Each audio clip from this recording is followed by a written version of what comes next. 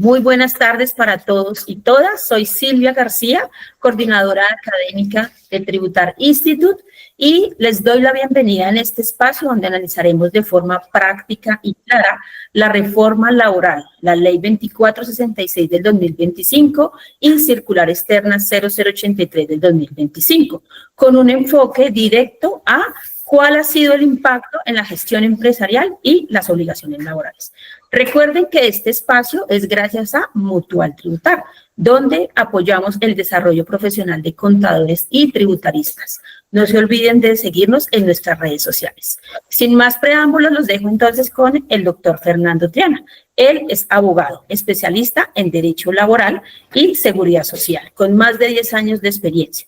Recuerden que al finalizar este espacio, la intervención del doctor Triana, vamos a estar resolviendo sus preguntas. Por eso los invito a que las registren en el chat del evento. Entonces, doctor Triana, nos dejo con nuestros asistentes. Buenas tardes, ¿cómo están? ¿Cómo les va? Mi nombre es Fernando Triana, soy abogado especialista en Derecho Laboral, Seguridad Social, Paz y Desarrollo Territorial, y soy certificado como oficial de cumplimiento. La idea del día de hoy es iniciar una capacitación respecto a lo que es la reforma laboral y su impacto para nuestros trabajadores y sobre todo para que tiene para los empleadores, empresarios y pequeños empresarios.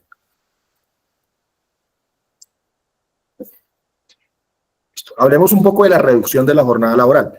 La reducción de la jornada laboral no se enmarca como tal en la reforma laboral, es decir, en la Ley 2466 del 2025, sino que tiene vigencia en la Ley 2101 del año 2021. La reducción de la jornada laboral se hizo de forma progresiva y tuvo su vigencia y su nacimiento en las épocas del denominado como paro nacional. La idea era brindarle a los trabajadores un tiempo mayor de descanso y un tiempo mayor de desconexión. Recordemos que en ciudades como Bogotá, Medellín, Barranquilla, el desplazamiento de la empresa a la casa y de la casa a la empresa puede llegar incluso a tardar hasta 2 horas. Entonces, con la reducción de la jornada laboral, lo que nosotros estamos ganando es un mayor tiempo de descanso, desconexión de nuestras labores, de trabajo. Desde el 16 de julio de 2023 se redujo en 1 hora, quedando en 47 horas. Desde el 16 de julio de 2024 se redujo 1 hora adicional, quedando en 46 horas semanales, y desde el 16 de julio de 2025 se redujo a 44 horas, que es la que tenemos ahora. ¿Qué quiere decir esto? Que desde el 15 de julio de 2025 la jornada semanal debe ser de 44 horas laborales. En caso de no llegar a implementarla, ¿qué consecuencias podemos tener? Podemos tener quejas en el Ministerio de Trabajo, investigaciones por parte del Ministerio de Trabajo e incluso sanciones que pueden escalar hasta los 5.000 salarios mínimos legales mensuales vigentes. Y desde el 15 de julio del año entrante, la jornada será de 42 horas. Esto tiene sus pros, tiene sus contras, pero lo importante de esta norma, de la Ley 2101 de 2021, es que se brindó un tiempo para que las empresas grandes, pequeñas, restaurantes se pudieran llegar a adecuar a esta jornada de 42 horas. Por ejemplo, en España se está en este momento discutiendo en su congreso, en su colegiatura, si la jornada puede llegar incluso hasta las 37.5 horas. Y hay en otros países que la jornada está en 40 horas. O en países como en México, todavía la jornada sigue siendo de 48 horas. Un tema clave. Desde el 16 de julio del 2023, los empleadores podían ajustarse de una vez a la jornada de 42 horas. Clave, realizar esta jornada, respetar esta jornada a nuestros trabajadores, porque también en vigencia del 2021 para acá salió una ley que se llama la desconexión laboral, que implica que esta ley garantiza a los trabajadores que una vez finalizada su jornada laboral, ellos puedan tener derecho a la desconexión. ¿Qué es la desconexión? Que sus jefes, empleadores o representantes de sus empleadores no los llamen ni los molesten. ¿Para qué? Para que ellos puedan ejercer tareas de gozo, disfrute, recreación, estar con sus familias. Ese es un tema clave hasta el momento, el tema de la reducción de la jornada. Mucha gente creía que venía con la 2466 del 2025, del 25 de junio, pero no, esta es una ley completamente diferente. Con esta 2101 del 2021 viene el tema del Día de la Familia. Hay mucha discusión y hay mucha confusión. lo veo, digamos, en mis redes sociales. Mucha gente, muchos empleadores creen que desde el 2021, ya no hay Día de la Familia, y no es así. El Día de la Familia deja de existir el 15 de julio de 2026. Deja de existir el Día de la Familia. Pero mientras tanto, hasta este 15 de julio de 2026, se debe reconocer este Día de la Familia. El Día de la Familia nace como un proyecto para lo mismo, un tema de desconexión, que los trabajadores ese día lo puedan disfrutar con sus familias. Recordemos que la familia se ha ampliado e incluso ahora comprende el tema de nuestras mascotas. Ya hablaremos de las mascotas y el entorno laboral posteriormente. Pero prácticamente la idea es que ustedes hasta el 15 de julio de 2026 garanticen a sus trabajadores el Día de la Familia. Recuerden que el Ministerio del Trabajo ha señalado y ha enunciado en resoluciones y en respuestas a derechos de petición que no hay un tiempo mínimo para que los trabajadores tengan para tener derecho a este Día de la Familia, sino que basta con que trabajen un mes, 2 meses, pueden llegar a disfrutarlo. Entonces, eso es trascendental e importante. De pronto, si hasta este momento hay alguna duda o inquietud, la vamos respondiendo.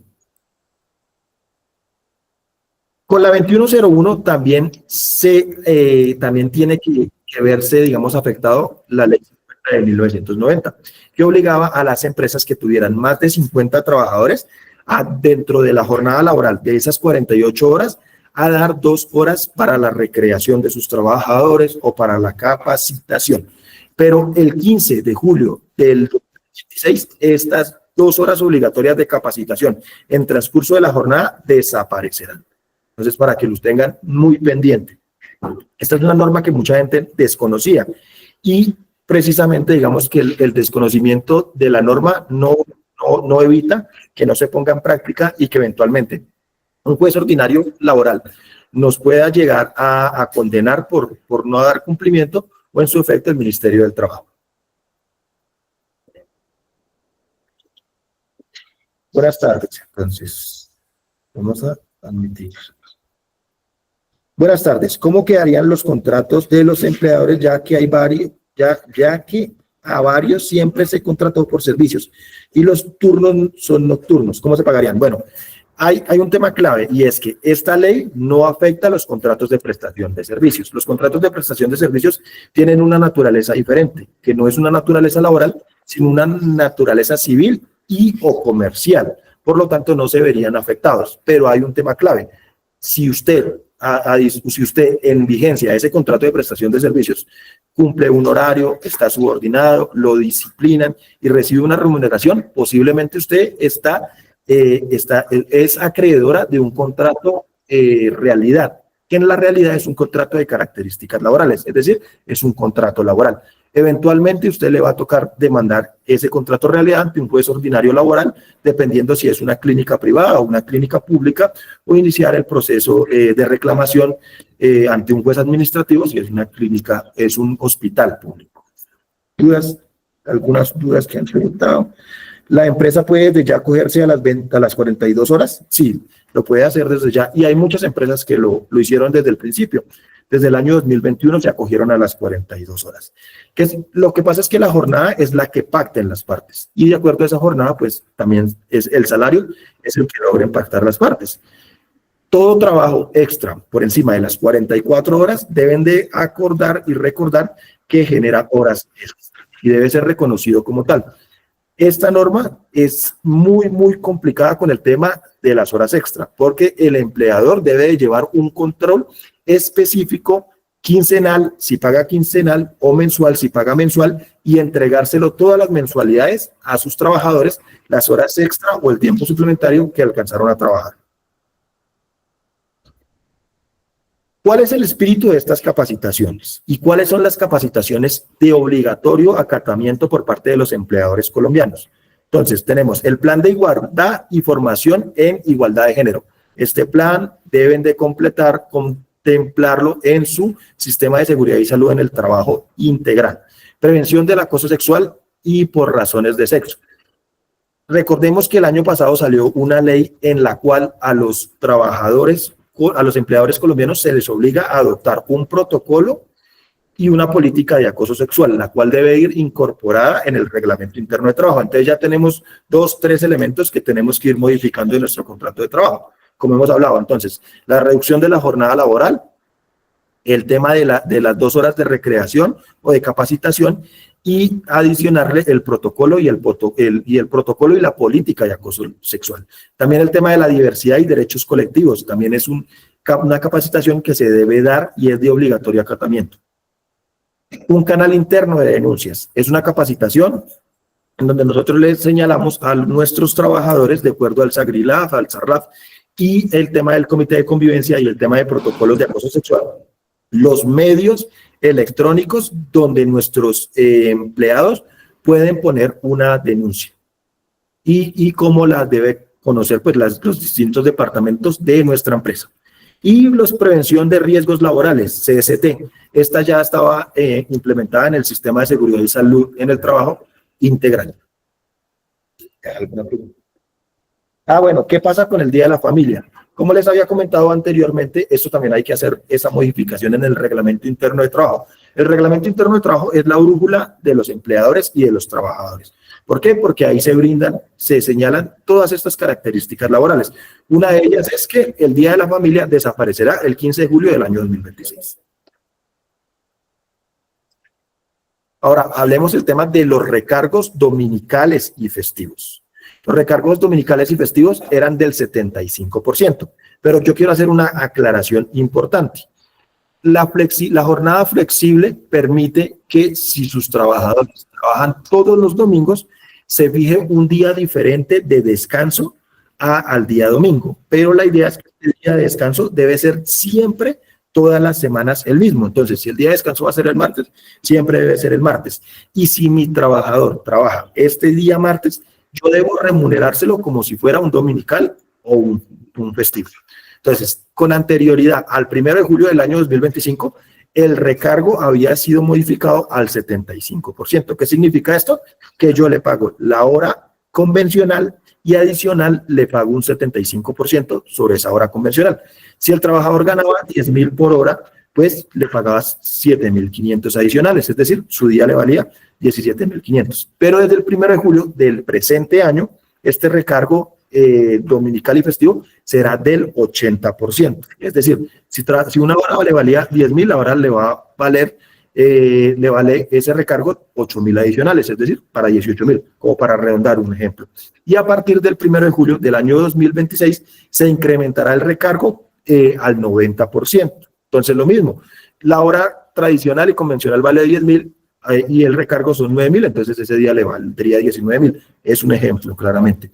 Y a partir del 1 de julio de 2027 será del 100%.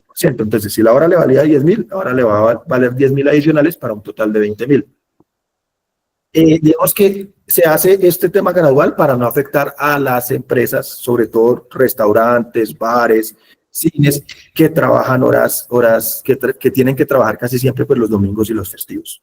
Pero nosotros podemos jugar con eso y es a través de la jornada flexible. La jornada flexible no inició con esta reforma laboral, con esta ley 2466, sino que existía con anterioridad. Y es que yo le pongo un día de descanso diferente al domingo y ese día me va a hacer las veces de dominical. ¿Es claro? Y no, las horas, no, es algo importante que me están preguntando y que si es legal compensar las horas extra. No, las horas extras se deben pagar, se deben recuperar. Si usted le compensa, recuerde que ahora usted tiene que llevar un control estricto de las horas extra que trabajan sus trabajadores. Entonces, pues, cuando usted le pasa y cuando usted le compensa, usted le está dando la prueba para que eventualmente él o lo demande ante la jurisdicción ordinaria o le ponga una querella o una queja ante el Ministerio del Trabajo. Y el Ministerio de Trabajo, recuerden que esta vez está bien acucioso, investigando estos temas de la reforma laboral. Y recuerden que las sanciones del Ministerio de Trabajo pueden ir hasta 5.000 salarios mínimos legales mensuales vigentes. Y que una de las promesas del ministro Sanguino de Trabajo es contratar 1.000 inspectores nuevos para hacer cumplir la reforma laboral. Entonces, pues, evitemos exponernos a sanciones, investigaciones y procesos ordinarios laborales. que adicional a las multas, a contratar un abogado, pues nos va a valer honorarios de abogados que tenemos que contratar. Horas extra nocturnas. Entonces, recordemos que anteriormente la hora extra nocturna comenzaba a las 9 de la noche, pero desde el 25 de diciembre del año 2025, es decir, desde este año, será desde las 7 de la noche. Esto es, entonces, para que lo tengan claro, desde el 25 de diciembre de 2025, la hora extra nocturna será desde las 7 de la noche hasta las 5:59 AM, y de las 6 AM a las 7 de la noche serán horas extras diurnas. Ténganlo presente. Esto también afecta bastante a algunos sectores, como el del transporte, la salud, el comercio, el entretenimiento y los call centers. Pero se hizo de forma gradual para que los empleadores tengan estos 6 meses para adecuar, pues, como su rubro económico y ver a ver cómo de pronto no se ven afectados por el incremento en el valor de sus nóminas. ¿Alguna duda adicional hasta este momento? Sí, señor. La fecha de inicio del recargo dominical y festivo es el 1 de julio de 2025. Entonces, si de pronto no han hecho este tema, para que lo tengan presente y hagan los cálculos en la nómina, si en julio del año anterior, y en julio de este año, ustedes no comenzaron a contemplar este recargo del 80%.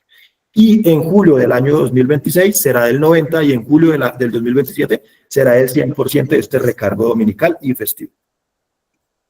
Entonces, hay unas nuevas modalidades de trabajo remoto. Entonces, clave e importante, el teletrabajo híbrido, combinación de trabajo presencial y remoto, que se venía ya presentando con anterioridad a la reforma. Y es que yo 3 días voy a la oficina y 2 días trabajo remoto. Y el trabajo móvil, que este trabajo móvil no tiene un lugar fijo de trabajo. Y el trabajo transnacional, que es que yo desde Colombia trabajo para otro país. Y el trabajo temporal o emergente. ¿Cuál es el trabajo temporal o emergente? Es cuando sucede lo que pasó en la pandemia. Yo venía trabajando de forma presencial, pero que por un tema de fuerza mayor o caso fortuito tuve que hacer teletrabajo, y esto es temporal o emergente mientras subsista esa pandemia o ese caso o fuerza mayor o caso fortuito. Otro puede ser, por ejemplo, que mi edificio queda al lado de donde están construyendo el metro, entonces se hace imposible, digamos, que tener medios de transporte. En este caso podemos adoptar ese teletrabajo temporal o emergente. Recuerden que hay una cosa que se llama el auxilio de conectividad, pero no significa que adicional al auxilio de transporte se debe pagar este auxilio de conectividad. Si mi trabajador devenga un auxilio de transporte, devengar ese auxilio de transporte, o si devenga un auxilio de conectividad, va a trabajar ese auxilio de conectividad. ¿Por qué digamos que se paga un auxilio de conectividad y un transporte? Porque mi trabajador tiene que trabajar desde su casa, es decir, utilizar su internet a trabajar desde el lugar de trabajo. Pero si tiene que trabajar más desde el lugar del trabajo, trabajar desde su casa, yo le pagaría el auxilio de transporte. Pero no coexisten los dos. Coexiste uno o coexiste el otro.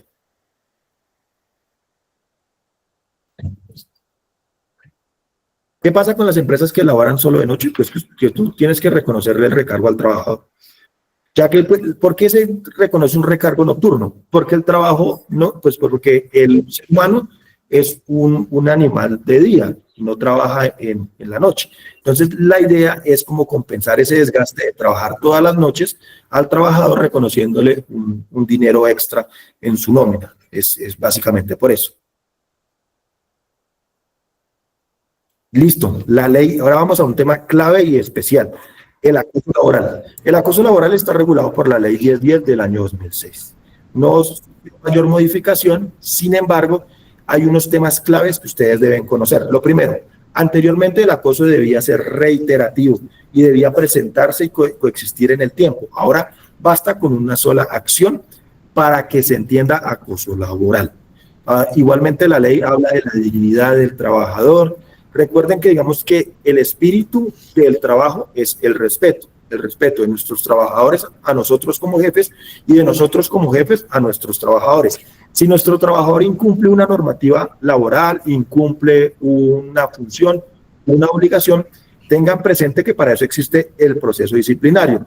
pero no se requiere, pero no porque mi trabajador incumple una normativa laboral, yo tengo derecho a insultarlo, a tratarlo mal, o a desprestigiarlo, o a hablar de sus cosas personales en público o en privado. Entonces, ténganlo presente. Ahora, con una sola presentación de acoso laboral, se entendería que es acoso laboral. Igual sigue todo lo mismo, sigue teniendo que existir un comité de convivencia local, se presenta la queja ante el comité, se presenta la queja ante el Ministerio de Trabajo, se puede demandar dentro de los 3 años de que haya existido el tema del acoso laboral, pero sí cambia, y de acuerdo a la ley de acoso sexual en el trabajo se trajo algo, y es que las personas del SENA, los aprendices del SENA, pueden radicar quejas de acoso laboral y pueden ser acosados laboralmente. Los contratistas, es decir, los prestadores de servicio, pueden radicar quejas, pueden ser acosados laboralmente. Incluso las personas que nos traen mercancías también podrían ser investigados por parte del comité de acoso laboral. Téngalo presente. Entonces, es clave, incluso si el trabajador presenta una queja de acoso laboral y finaliza el contrato, que ustedes hagan la investigación, porque así lo señaló la ley de acoso sexual y se extrapoló partes de la ley de acoso sexual a este tema ahora del acoso laboral. Una llamada de atención no es acoso sexual ni acoso laboral. Una llamada de atención es un medio mediante el cual tú ejerces tu poder disciplinario sobre el trabajador, pero depende de la llamada de atención. Si la atención va precedida y va señalada de groserías, insultos, malos tratos, pues estamos en vigencia de un acoso laboral. Y recuerde que ya no se requiere que sea reiterativo y que se siga coexistiendo en el tiempo, sino que se requiere, basta con una sola oportunidad. Pero no, tú tienes la oportunidad y tú como empleador puedes hacer procesos disciplinarios. Lo que tienes es que respetar el debido proceso.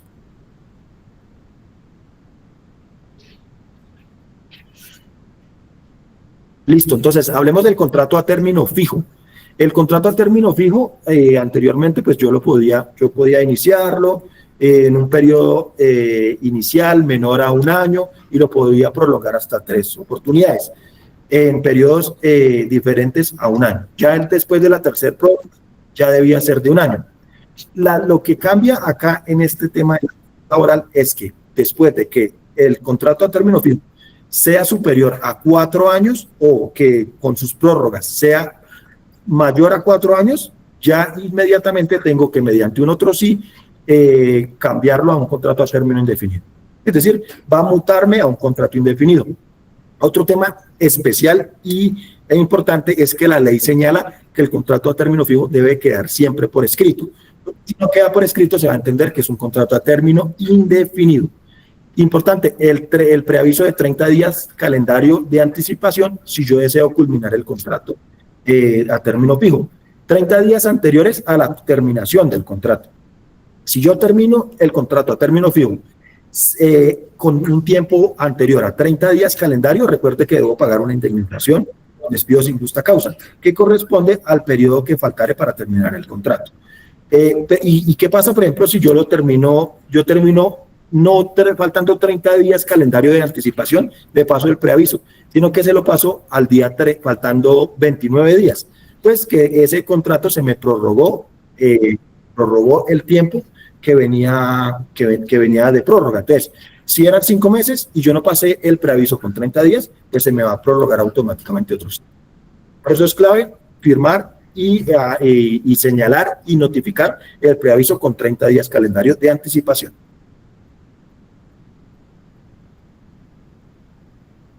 Los contratos a término indefinido, según la reforma laboral, ahora son la regla. Es decir, la idea es preponderar por tener este contrato a término indefinido, que se entiende y se cree en muchos casos que da un poquito más de estabilidad laboral.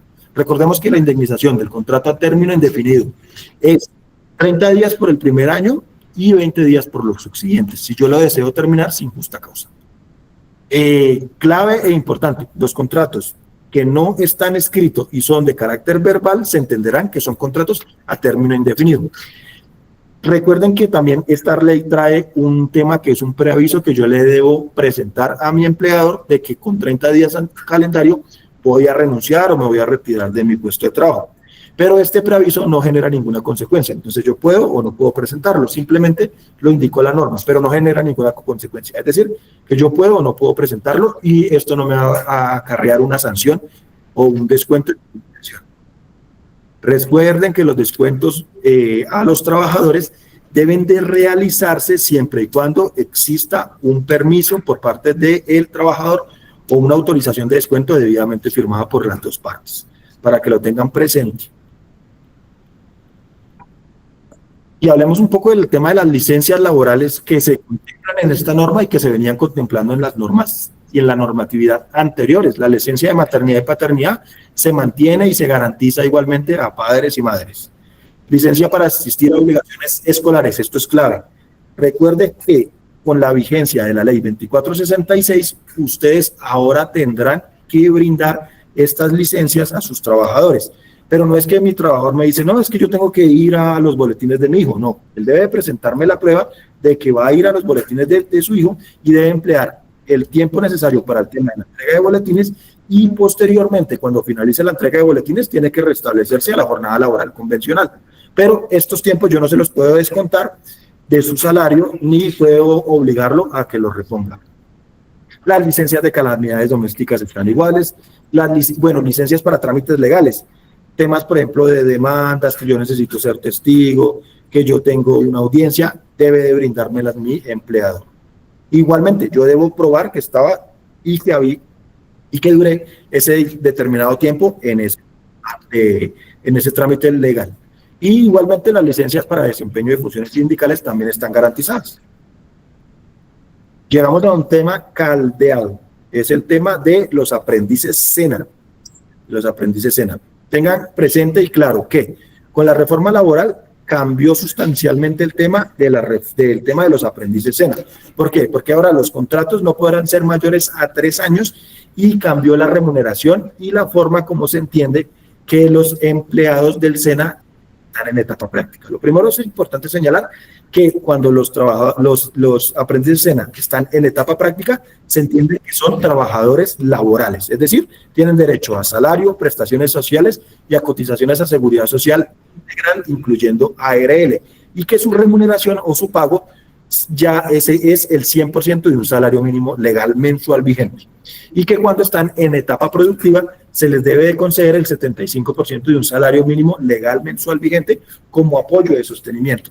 Pero con anterioridad, en esta etapa lectiva, no son trabajadores todavía.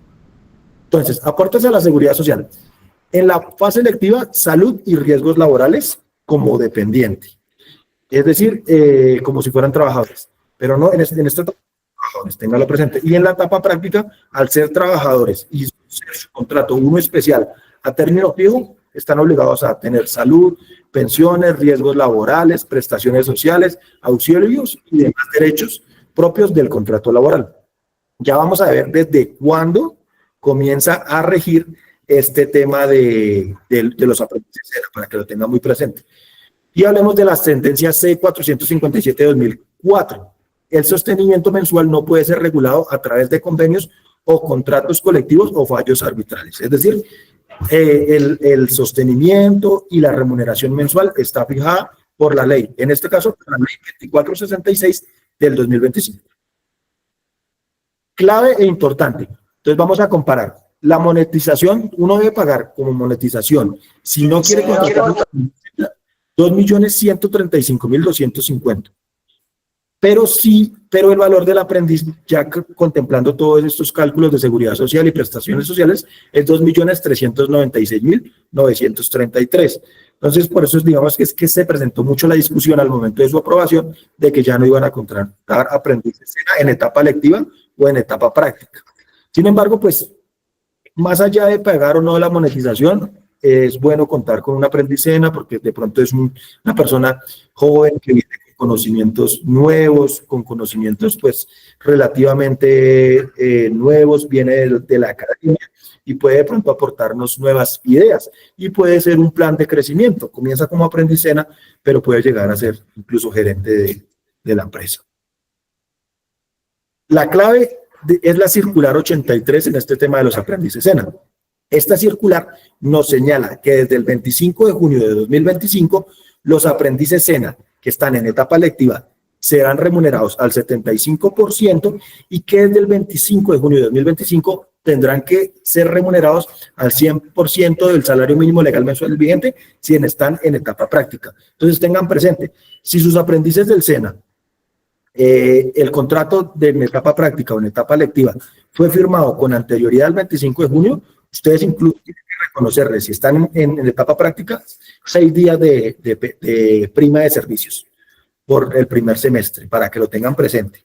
Y desde este 25 de junio ustedes tienen que garantizarle todos los derechos laborales si están en etapa práctica. Si están en etapa lectiva, deben reconocerle el 75% del salario mínimo legal mensual vigente de forma mensual. Entonces, para que lo tengan presente, la fecha clave es el 25 de junio. Desde esta fecha es que comienza a regir todo el tema de los aprendices SENA. ¿Por qué se suscribió este tema que fuera desde el 25 de junio y no desde el 1 de julio, desde el 15 de julio? Por un principio que existe en el artículo 53 de la Constitución de Colombia, y es el principio de la favorabilidad laboral, es decir, la condición más beneficiosa, y recordemos que el derecho laboral es pro operario, es decir, es pro trabajador.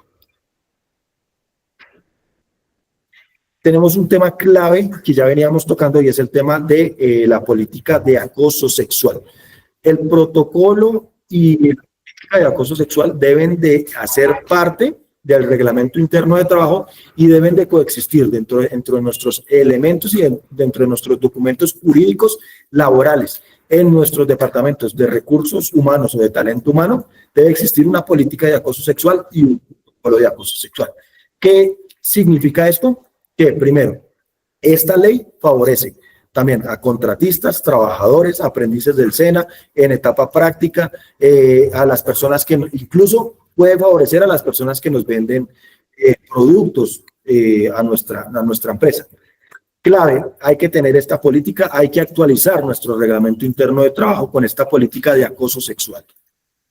Y recuerden que incluso si el trabajador presenta una queja de acoso sexual y de acoso laboral, nuestro comité de acoso sexual y de acoso laboral debe de hacer la correspondiente investigación y compulsar copias en lo sucesivo a la Fiscalía, a la Procuraduría y a la Defensoría del Pueblo, dependiendo, para que sea la Fiscalía quien haga la investigación penal del presunto acosador. Hasta el momento, ¿hay alguna pregunta, alguna duda? Entonces, hola. ¿Toca hacer? No, mira, la idea, no hay que hacer necesariamente un nuevo contrato a los aprendices del SENA. Podemos hacer un otro sí. ¿Qué es un otro sí? Es una adenda, es una actualización del contrato y hace parte del contrato mismo. No es necesario que ustedes le hagan firmar un nuevo contrato, basta con un otro sí. Un otro sí que no es muy dispendioso, pero que sí debe señalar las modificaciones que comenzaron a regir desde el 25 de junio a los aprendices del SENA. Adicional. Es verdad que ya no se puede pedir permiso para las citas médicas, sino solamente para especialistas. No, las citas médicas está el empleador obligado a reconocérmelas, pero yo debo de señalarle que tengo una cita médica con un tiempo prudente para que no se afecte el adecuado desarrollo de la operación de la empresa. Eso es clave. Para el tema de los colegios privados, pues bueno, hay mucho colegio privado que inicia en enero o en febrero y finaliza los primeros días de diciembre y vuelve a iniciar, es decir, interrumpe ese contrato y genera uno nuevo. Yo creería que no hay sin solución de continuidad, puede que se realice esta práctica, pero lo que no puedo hacer yo es contratarlo los 10 meses y al día siguiente le hago otro contrato diferente a término fijo, porque no hay sin solución de continuidad. La idea es interrumpir esta sin solución de continuidad para que sean dos contratos diferentes, a pesar de que sean a término fijo. Ya que pues eso lo hacen los colegios, en efecto. Finalizan los 10 meses, liquidan y vuelven a iniciar en febrero. Les dan 2 o 3 meses de vacaciones. Si una empresa tiene ruta para sus empleadores y ellos asisten eventualmente a la ruta, no tiene que pagarles el subsidio de transporte. Pero si los trabajadores, recordemos que hay un trabajo que es un teletrabajo, un trabajo en casa que es híbrido, pero si mi trabajador trabaja más días en casa, debo pagarle el auxilio de conectividad. Recordemos, preguntas adicionales.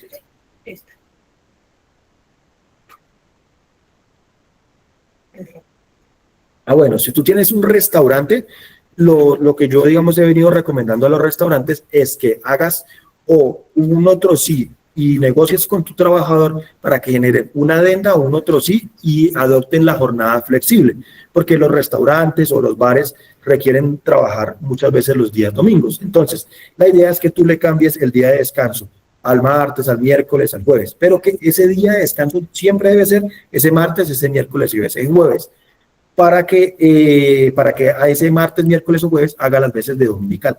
Es decir, el día en que menos vendas, trata de que gran parte de tus trabajadores tengan ese dominical. Si no sabes cómo hacerlo, pues acá en Tributar nosotros te colaboramos con esos correspondientes otros SIS.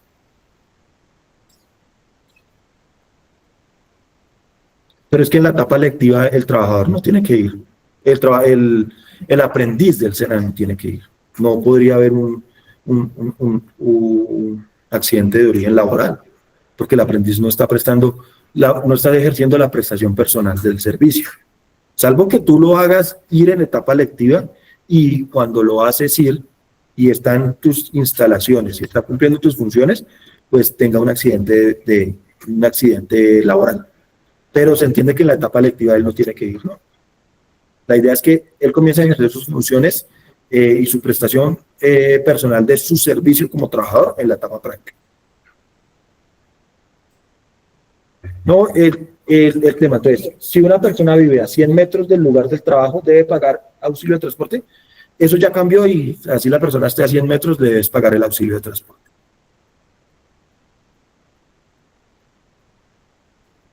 Es clave, tengan la política de acoso sexual. ¿Qué riesgos tienen de no adoptar una política de acoso sexual? Eventualmente ser corresponsables de ese acoso sexual. Y una investigación ante el Ministerio del Trabajo con una sanción de 5.000 salarios mínimos legales mensuales vigentes y un proceso ordinario. Entonces eviten sanciones y eviten investigaciones en esos casos. Vamos al proceso disciplinario. ¿Qué cambió en el proceso disciplinario?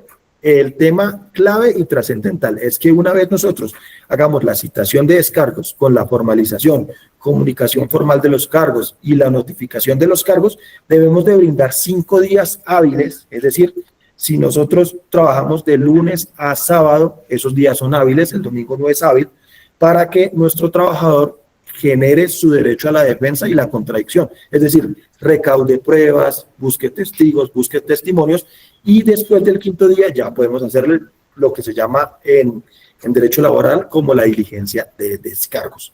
Después de la diligencia de descargos, nosotros le vamos a notificar una sanción disciplinaria que puede ser, según el reglamento interno de trabajo, llamado de atención, un llamado de atención, una suspensión o una suspensión disciplinaria. Es decir, una suspensión, la primera suspensión, recuerden que puede ser entre 1 y 8 días.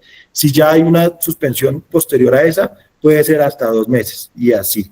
Entonces, recuerden que en la diligencia de descargos, pues ustedes lo que hacen es pues, que el trabajador presenta las pruebas, los testimonios, los testigos y eventualmente pues lo sancionan. Esa sanción, el trabajador puede impugnarla. Es decir, me presenta una impugnación. El superior jerárquico de la persona que le allegó o que le impuso la sanción será la persona que debe de estudiar esa impugnación. Es decir, hay una doble instancia para que lo tengan presente y claro. ¿Preguntas hasta este momento?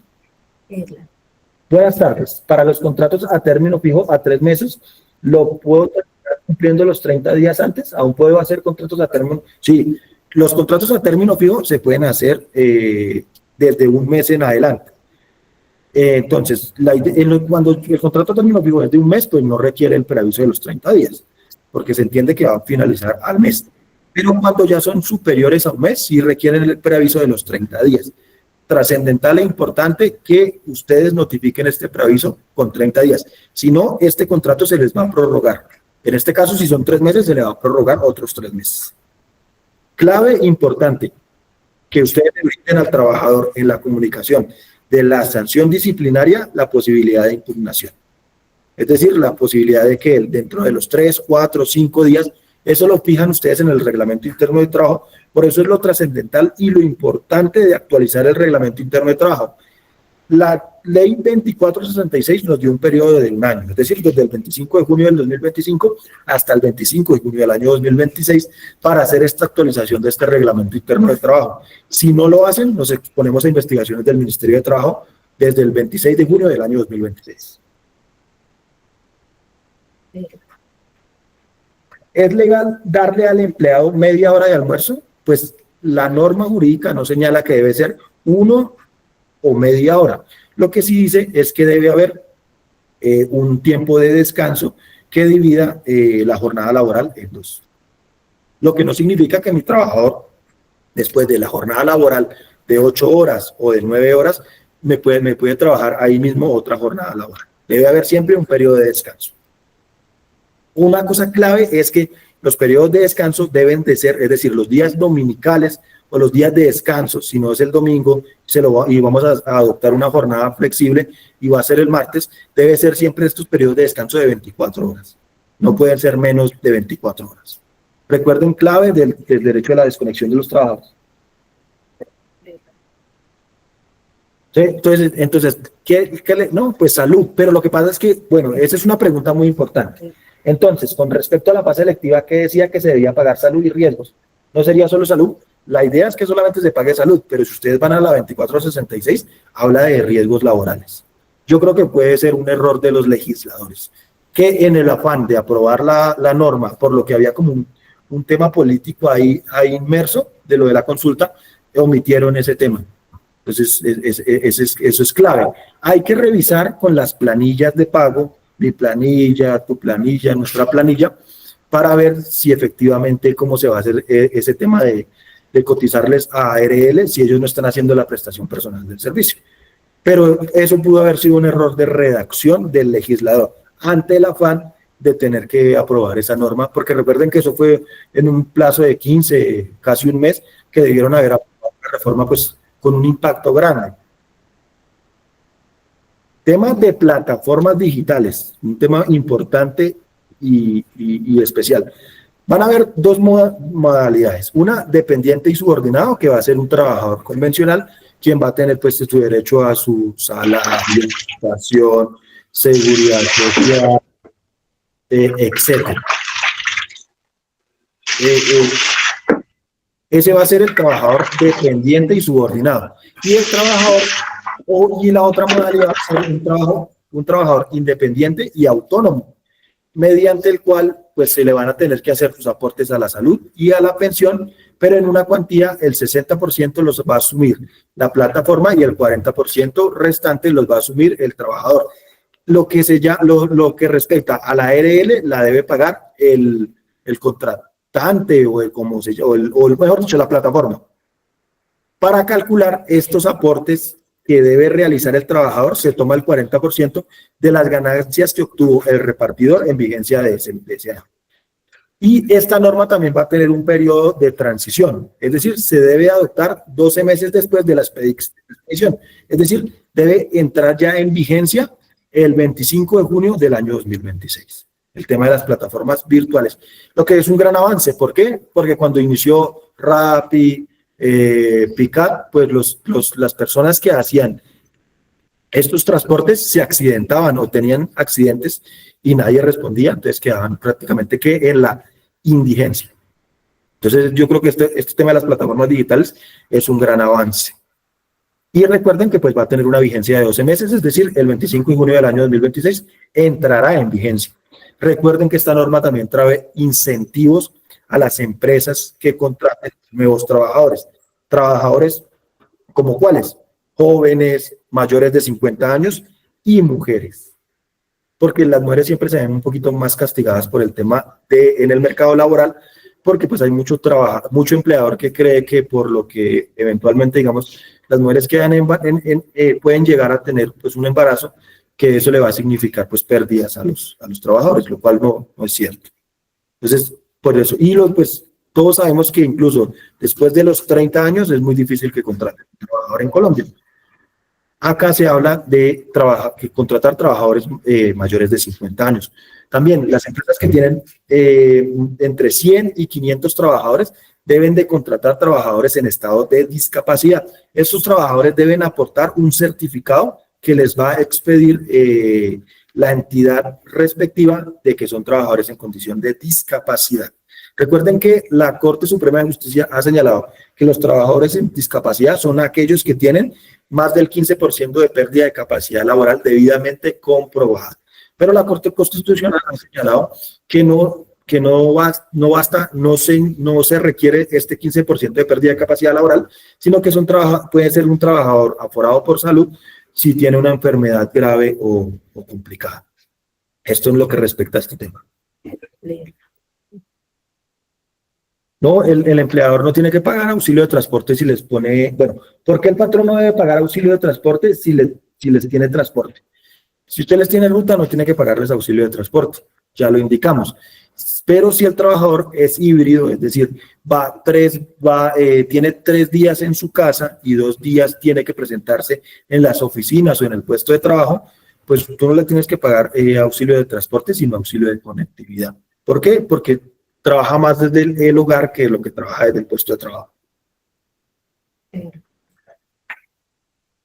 Si hay un contrato fijo a 1 año, ¿se puede despedir la persona antes de que se cumpla el año? Sí, tú puedes despedirlo. Lo que tienes es que pagarle la indemnización por despido sin justa causa, que será el tiempo en que tú lo despediste y lo que faltare para terminar el contrato. Es decir, le terminaste el contrato a los 4.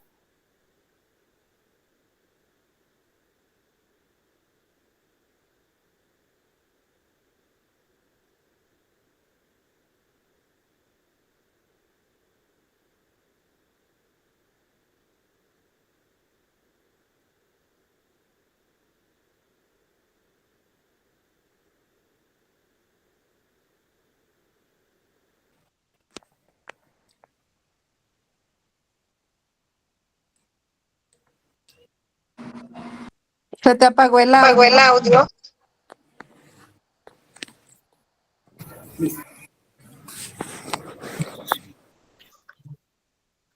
Listo.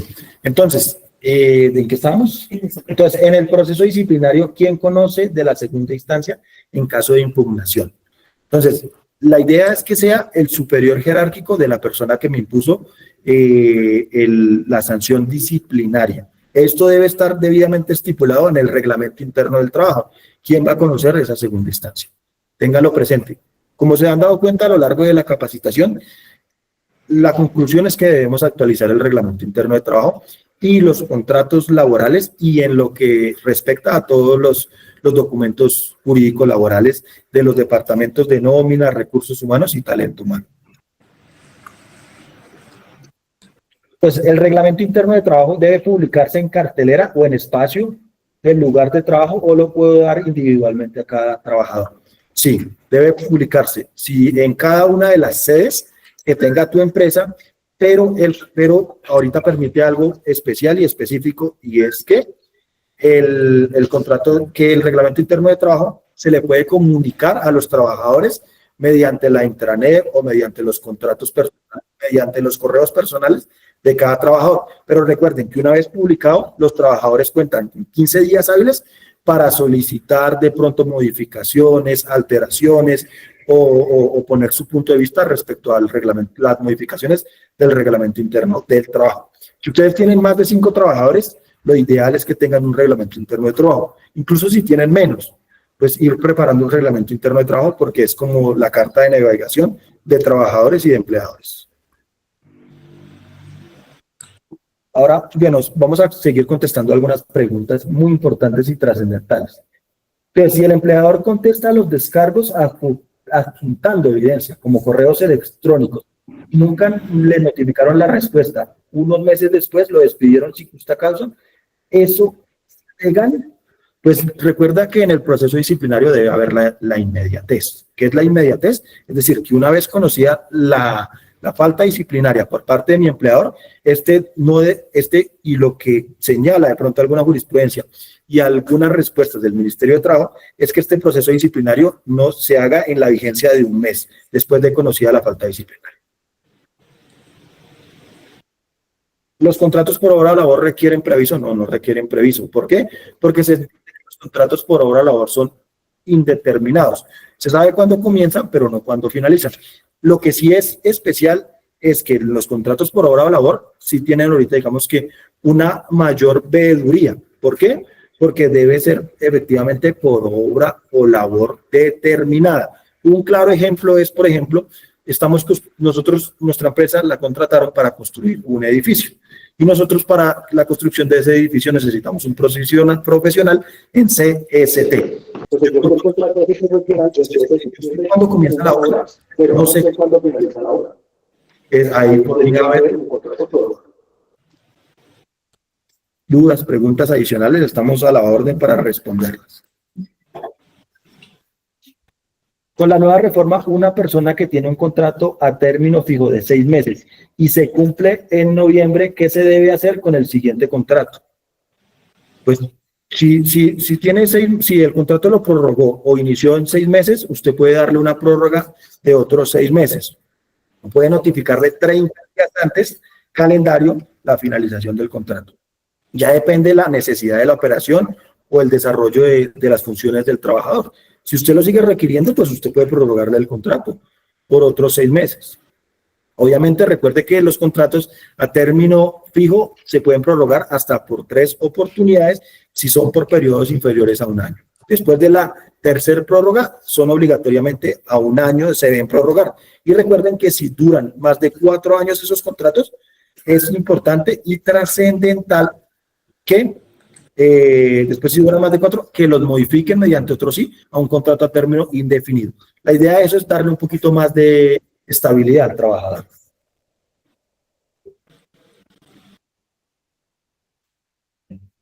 Para que haya corte de un contrato, ¿cuánto tiempo debe estar el trabajador fuera de la empresa después de liquidar 1 año de trabajo? La idea sería que no haya solución de continuidad. Yo recomiendo que 2 meses, pero yo sé que muchas veces 2 meses afecta el adecuado desarrollo de la operación. Podemos arriesgarnos desde 1 mes en adelante. ¿Cómo afecta bueno, entonces, en propiedad horizontal, ¿cómo afecta la reforma laboral en los copropiedades? Se entiende que le deben pagar más a la empresa de vigilancia y a los vigilantes les deben pagar más. Desde el 25 de diciembre les deben pagar, recuerden que recargo nocturno desde las 7 de la noche y recargos dominicales y festivos al 80% desde el 1 de julio del año 2025. Por lo tanto, posiblemente las empresas de vigilancia cobren más.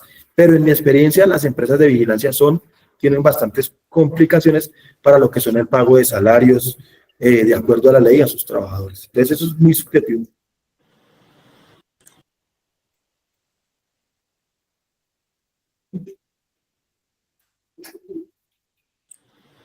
Entonces, una persona le pagan una liquidación después de 1 año. ¿Puede pedir los intereses moratorios? Tú puedes pedir los intereses moratorios, pero el único que a ti que condena a una empresa a pagar intereses moratorios, de acuerdo al artículo 65 del Código Sustantivo de Trabajo, es un juez de la República. Entonces, la idea es que si el empleador te va a negociar esos intereses, pues intentar negociarlos, así no sea la totalidad de los intereses, sino una parte. Eso hacemos muchas veces. Que digamos que, por ejemplo, los intereses moratorios por el no pago de la liquidación eran 20 millones, pero el empleador nos dice que nos da 7, 8, hay que aprovechar, porque como les digo, eso eventualmente lo declara es un juez, y esos procesos ordinarios están demorando de 3 a 5 años, entonces es mejor un mal arreglo que un buen pleito, en muchos casos. Si un empleado tuvo contrato a término indefinido y se liquidó y luego de 1 semana se vuelve a contratar por obra o labor, al finalizar la labor hay que reconocer desde el inicio nuevamente la liquidación. Ahí me parece que no hay sin solución de continuidad y es el mismo contrato. Pero eventualmente, ¿quién declara eso? Un juez de la República. Pero me parece que si tú lo tenías a término indefinido, terminaste una semana el contrato, lo volviste a contratar por obra, afectando sus derechos laborales adquiridos.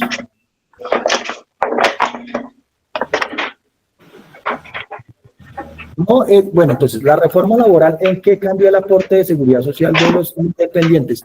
No, en absolutamente nada. Tenemos que hacer el aporte laboral sobre el 40% de lo que llegamos a devengar en el mes, Y si devengamos un salario mínimo, debemos hacerlo sobre el salario mínimo legal mensual vigente. Más o menos el aporte de independientes que devenguen un salario mínimo legal mensual vigente está en 405.000 pesos, pagando salud y pensiones.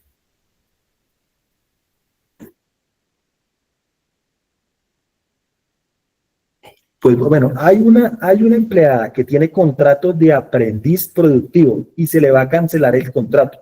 ¿Con cuánto tiempo toca decirle? Recuerden que eso es un contrato a término fijo, entonces tienen que pasarle el preaviso con 30 días calendario de anticipación. Recuerden que ese es un contrato ahora a término fijo y un contrato de carácter laboral.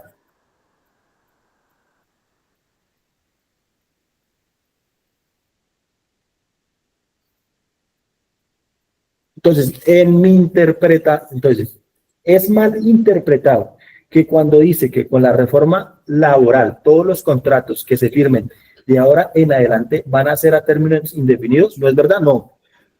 Siguen existiendo contratos a término fijo, contratos por obra o labor, o contratos ocasionales o transitorios, que son los que son menores a 30 días. Entonces, esos siguen existiendo. La idea es, pues, preponderar, es decir, no es obligatorio que los contratos sean a término indefinido. Bueno, un tema clave que se me olvidó es que si su empleado tiene un animal, no de compañía, sino los animales de apoyo emocional, el empleador está obligado a adaptar el espacio para que el trabajador pueda asistir con ese animal de apoyo emocional. Pero no basta con que el trabajador me diga que es de apoyo emocional, debe estar debidamente certificado por un psiquiatra que ese animal es de apoyo emocional. Entonces, si me pagaron la liquidación mal liquidada y estaba en misión, ¿puedo solicitar la solidaridad entre las dos empresas? Sí, claro, puede solicitar la solidaridad entre las dos empresas. Tocaría demandar pues a la temporal y a la otra empresa en el proceso ordinario. Para un vendedor que trabaja de domingo a domingo, descansando un día entre semanas, ¿se debe pagar el recargo dominical o festivo? Marta, Lucía, Mejía, Mota. Tocaría revisar tu contrato si hay o no jornada flexible. Si te deben pagar o no el recargo dominical y festivo. El festivo sí deben pagárselo. El festivo sí tenemos todos derechos y trabajamos un día festivo.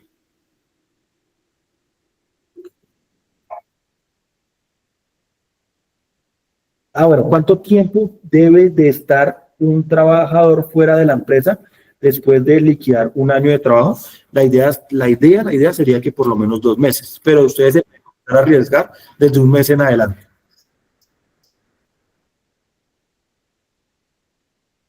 Buenas tardes. Si una persona está a punto de pensionarse y resulta que en el historial una empresa no pagó los aportes, ¿qué se debe hacer?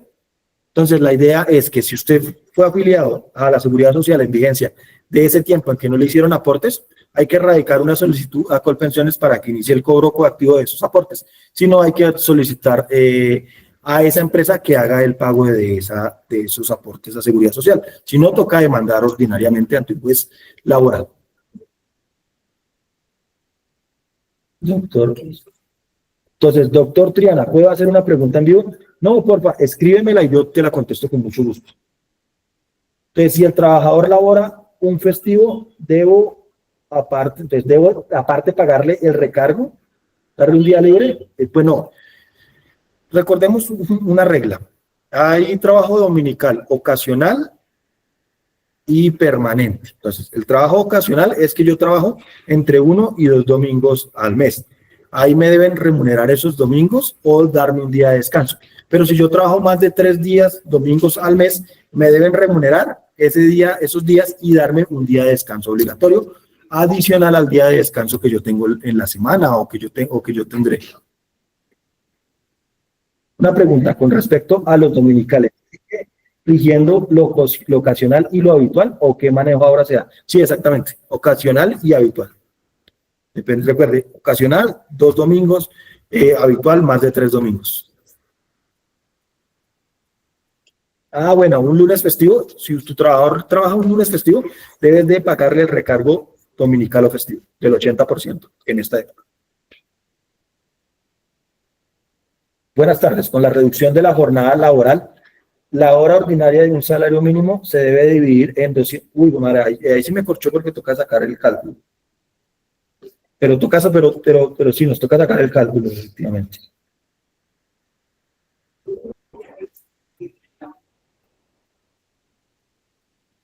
Entonces, si a un trabajador, la empresa, no le pagaron los aportes de seguridad de 10 años y ahora sí lo afilió en 2025, ¿se puede hacer los aportes a pensión de los 10 años anteriores? Sí, claro, el empleador debe de hacer un cálculo actuarial con esos 10 años de no pago de seguridad social en pensiones y en salud. Porque estamos hablando de 500 semanas cotizadas aproximadamente. Sí, señor, 220 horas mensuales, el que nos cuestionó. Vamos a responder 2 preguntas más y finalizamos. Muchas gracias por el espacio. Entonces, inició 2022 en octubre, varios contratos a término fijo en la misma empresa hasta abril de 2024. Luego, un año desde mayo de 2024 hasta abril de 2025. Uy, se perdió la pregunta. Y se regresó a 6 meses. Eso está bien. Recuerden que después, entonces el contrato a término fijo se firma. Se le pueden hacer 3 prórrogas. Después de la tercera prórroga es a 1 año y de ahí debe ser de 1 año en adelante hasta que se cumplan los 4 años. Después de ahí debe ser a término indefinido. Eso se suscribe mediante un otro sí, recuerden. Entonces, en un proceso disciplinario se impugna la segunda instancia. ¿Cuánto tiempo demora o tiene un término? Esos términos de impugnación, de segunda instancia, debemos de fijarlo nosotros como empleadores en nuestro reglamento interno de trabajo. Entonces, tiene 3 días para presentar la impugnación y nosotros contamos con 10 días hábiles para dar respuesta a esa impugnación, pero eso debemos fijarlo en el reglamento. Por eso es clave actualizar su interno de trabajo. Entonces, si trabaja un lunes festivo y se le da su descanso, el otro día se debe pagar recargo al 80%. Si el recargo en trabajadores, cuando se trabaja un festivo, se debe pagar el recargo sí o sí.